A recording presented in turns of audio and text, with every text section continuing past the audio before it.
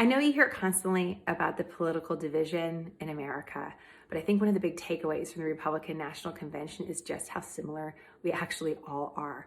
I know that's not what you're hearing, and I'll explain. I'm excited to talk to you a little bit about the Republican National Convention. We had the Democrats last week, and we talked about the convention history. Conventions used to be the place where we'd actually nominate a candidate. Now we know who the candidate's going to be, but it's still an opportunity to hear directly from the sources. Well, what is the argument for this party to take one of the primary leadership roles in the American political system? And so we got that from the Republicans this week. Why did the Republicans go second? I was curious about that. Like, how do you get to draw straws? How do you know who goes first and goes second?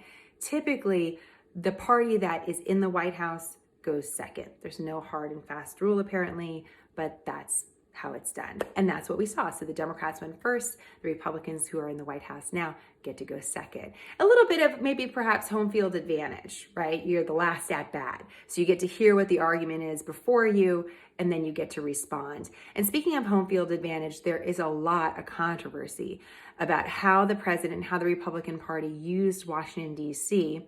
and the White House as the backdrop for this convention. There's plenty of debate about that.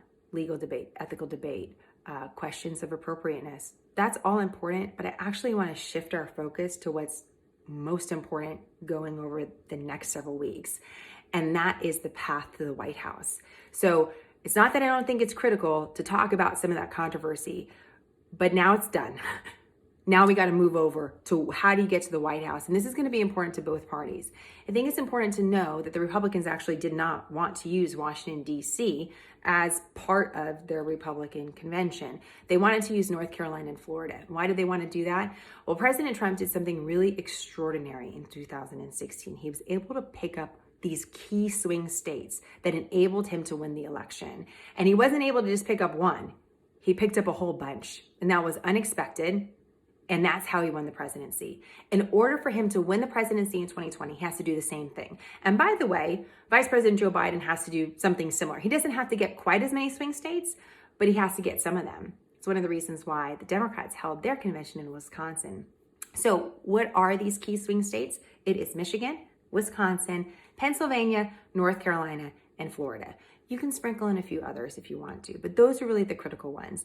And the Republicans wanted to have their convention in North Carolina. They wanted to have their convention in Florida. They weren't really able to do that because of the pandemic, and so they had to make some changes. So I think that's really important to know.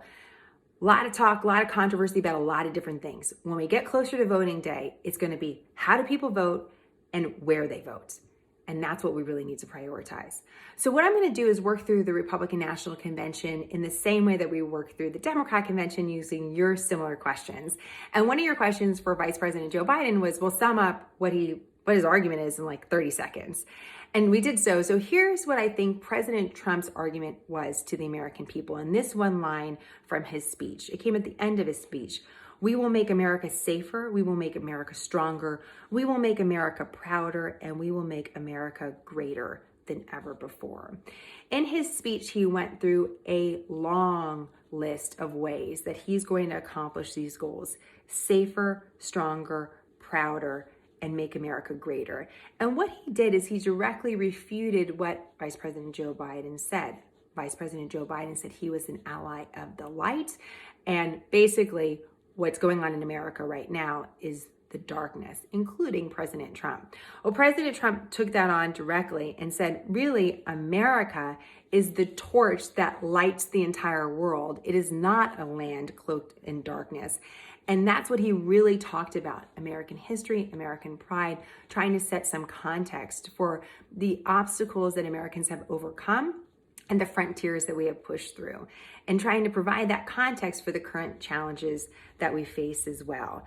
It's interesting to note this. One of the things that the Democrats did is they talked a lot about personal stories of the primary candidates. So the personal stories of Kamala Harris, Senator Kamala Harris, and Vice President Joe Biden. And there were a lot of personal stories in the Republican National Convention too. Immensely personal stories from people that have been connected to President Trump in a myriad of different ways. But there wasn't the personal story about him specifically and his particular family. Instead, the Republicans focused on the way that people interacted with him their powerful stories of their experiences with him in many different ways. And that's the way they wove personal stories into their convention. What's the platform, you've asked, of the Democrats? And we talked a little bit about the broad strokes that the Democrats used. President Trump had a very long speech, almost twice the length of Vice President Biden. He also had a live audience that applauded him from time to time, and that also slowed down the speech somewhat. It was just, it could not have been more different as far as the length and the style of the speech, simply also because of the setting as well. And so what President Trump did when it came to his platform is he listed a whole bunch of different items that he has both worked on in the past 4 years and also continues to work for and promises to work for in 2020. They include, and I'm just going to list a few of them, they include continuing to build the border wall, cut taxes for American families, recover American jobs. He says 10 million jobs in the next 10 months, take on China, tax companies that are moving jobs overseas, expand schools' choices, hire police officers, put a woman on Mars, continue criminal justice reform. So he used his time to really dig into, this is what I've done, this is what I'd like to continue to do. And although maybe he didn't go into the exact specifics of this is how we're going to take on China, he did address these issues. One of the criticisms of the Democrats last week was that they didn't go into depth specifically on these on particular issues, but instead used those broad strokes and personal stories. It's really up to the voters to see who's actually the most effective. And finally, let's talk a little bit about the pandemic. That's a big question. It's coming up. I mean, obviously one of the biggest stories in the entire world. And here's one line from the president's speech. He said, Joe Biden's plan is not a solution to the virus, but rather a surrender. Joe Biden's plan is not a solution to the virus, but rather a surrender.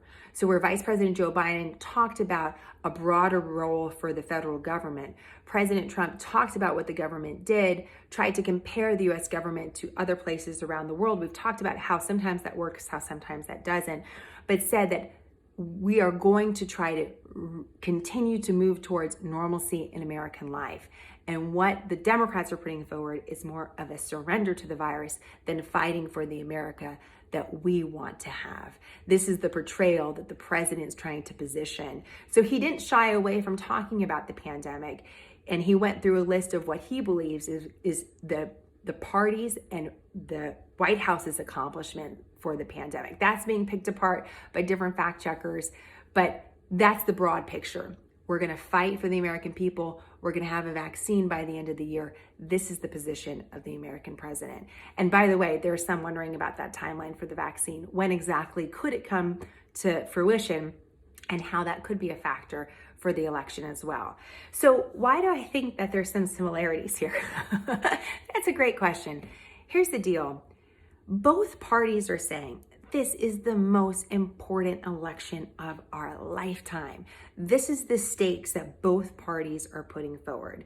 And they are both arguing that they have the way forward for the American people. They're saying that the other side is something that you should be afraid of.